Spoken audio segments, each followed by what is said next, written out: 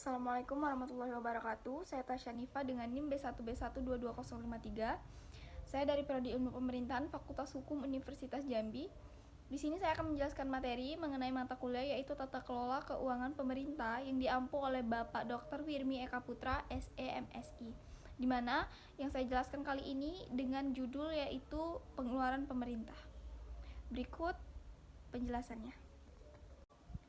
Baiklah, materi pertama yang akan saya jelaskan yaitu tentang kegiatan dan pengeluaran pemerintah yang selalu meningkat.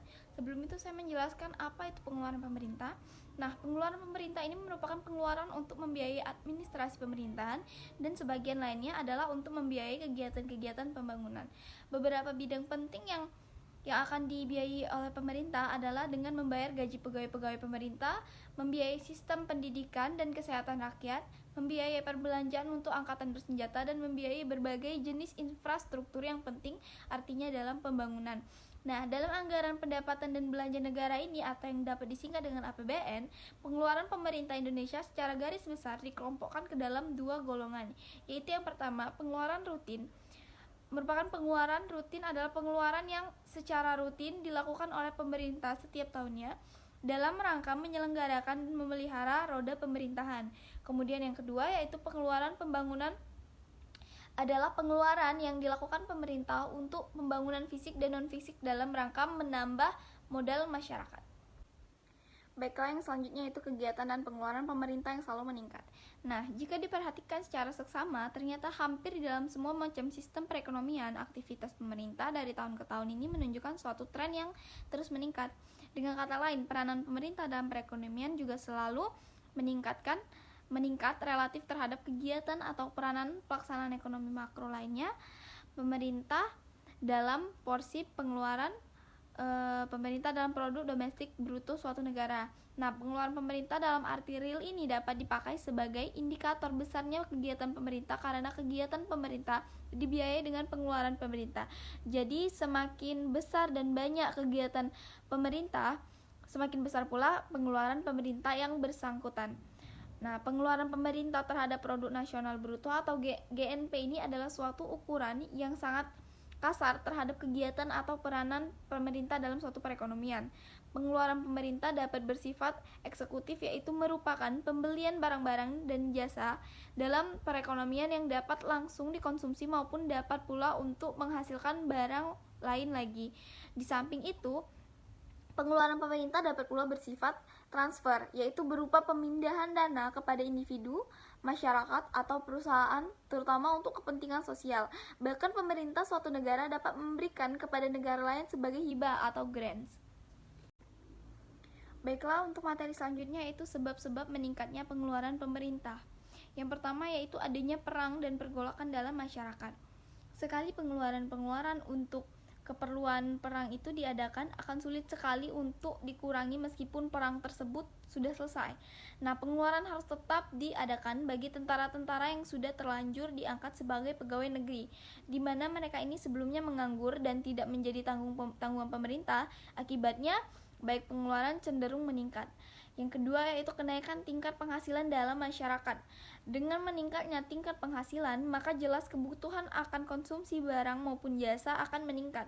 Banyak barang dan jasa yang tidak mungkin diusahakan oleh swasta, seperti misalnya kegiatan pendidikan, kesehatan umum, kemudian pemeliharaan prasarana jalan dan jembatan, prasarana pengutusan untuk pembuangan limbah cair di kota-kota.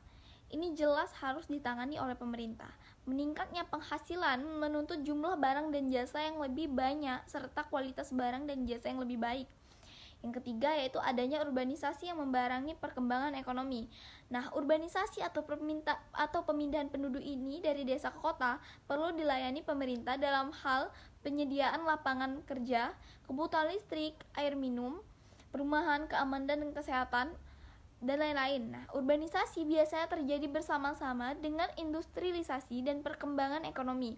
Orang mau pindah dari desa ke kota karena banyak hal yang menarik di kota, seperti tingkat upah yang lebih tinggi dan adanya kesempatan kerja serta hiburan. Yang keempat yaitu perkembangan demokrasi. Perkembangan demokrasi ini memerlukan biaya yang sangat besar, terutama untuk mengadakan musyawarah-musyawarah, pemungutan suara, rapat-rapat dan sebagainya. Pemerintah lah yang harus mengusahakan ini semua, karena pemerintah yang memiliki kemampuan untuk menjaga kepentingan semua pihak atau individu dalam masyarakat. Contohnya yang jelas-jelas setelah Indonesia beralih dari sistem pemerintah yang sentralitis ke sistem desentralis dan ekonomi daerah dan otonomi daerah. Semua daerah menyelenggarakan pemilihan kepala daerah atau pilkada dengan sistem pemilihan langsung nama-nama calon kepala daerah. Hal ini menyebabkan pengeluaran dalam rangka pemilihan kepala daerah membengkak. Apalagi setiap calon harus melakukan kampanye sendiri-sendiri yang membutuhkan kampanye sendiri-sendiri yang membutuhkan biaya yang sangat besar. Pemerintah harus pula mengeluarkan pengeluaran yang besar untuk menjaga ketertiban dan keadilan dalam pilkada tersebut. Selanjutnya yaitu pembangunan ekonomi. Untuk negara yang sedang berkembang, peranan pemerintah dan lembaga pembangunan ekonomi semakin mencolok karena pemerintah bertindak sebagai penggerak dan pelopor pembangunan ekonomi. Pemerintah mengarahkan usaha dan pembangunan melalui rencana-rencana pembangunan, di mana pengawasan pembangunan keuangan negara diperketat dengan peraturan dan pengawasan keuangan pada proyek-proyek pemerintah. Para pemimpin proyek tidak sanggup membelanjakan anggaran yang sudah dialokasikan karena takut pada sanksi-sanksi yang bila terjadi penyimpangan penggunaan dana. Akibatnya penyerapan dana APBN sangat rendah dan perekonomian pun menjadi lesu. Selanjutnya yaitu program kesejahteraan sosial. Nah, timbulnya program kesejahteraan sosial seperti program panti asuhan, rumah jompo dan sebagainya, serta penanggulangan bencana alam seperti dampak banjir, longsor, gempa bumi dan sebagainya, mendorong peran pemerintah semakin meningkat. Yang terakhir yaitu perubahan iklim. Nah, iklim dan lingkungan merupakan barang publik karena memiliki sifat non-eksklusif dan non-rivalry in consumption. Karena itu tak pelak lagi kalau pemerintah harus campur tangan dalam masalah penanggulangan dampak perubahan iklim tersebut. Untuk materi yang selanjutnya yaitu efisiensi dalam pengeluaran negara. Nah, baik atau tidaknya hasil yang dapat dicapai oleh kebijakan pemerintah tergantung pada kualitas dari pemerintah itu sendiri. Bila pemerintah tidak atau kurang efisien, maka akan terjadi pemborosan dalam penggunaan anggaran dan faktor-faktor produksi. Jika pemerintah terlalu berkuasa dan banyak menjalankan fungsi-fungsi ekonomi dalam perekonomian suatu negara, maka peranan swasta akan menjadi semakin kecil.